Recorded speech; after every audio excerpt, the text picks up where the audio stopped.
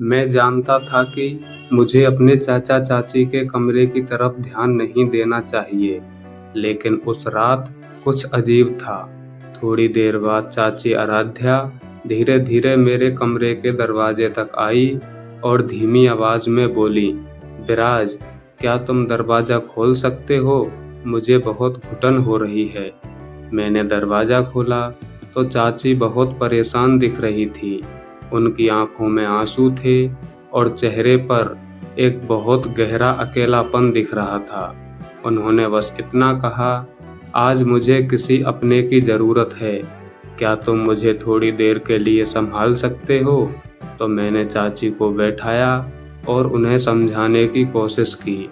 उस रात पहली बार उन्होंने अपने दिल का दर्द बताया कि वो बहुत अकेलापन महसूस करती हैं और अपने रिश्ते में खुश नहीं हैं। उनकी बातें सुनकर मुझे भी बहुत दुख हुआ। कुछ दिनों तक हम एक दूसरे का सहारा बने रहे, लेकिन एक रात अचानक चाचा जी का फ़ोन आया। उनकी आवाज़ में उनकी आवाज़ रोने से भरी हुई थी। उन्होंने कहा, "आराध्या, मुझे माफ़ कर दो।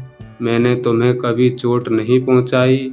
मैंने बस खुद को बुरा दिखाया, ताकि तुम मुझसे दूर होकर अपनी खुशी ढूँढ सको।" हम दोनों ने यह सुनकर हैरान रह गए।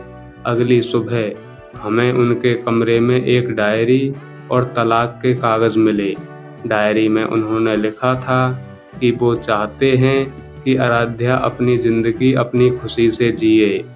उस दिन हमें समझ आया कि कई रिश्तों के पीछे ऐसी सच्चाइयाँ छिपी होती हैं जिन्हें समझने में समय लगता है।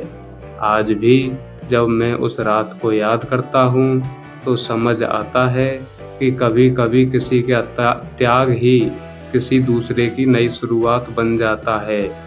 दोस्तों, अगर ये कहानी आपको सोचने पर मजबूर करे तो वीडियो को लाइक करो, चैनल को सब्सक्राइब करो और हमें कमेंट करके बताओ कि आपको हमारी कहानी कैसी लगी।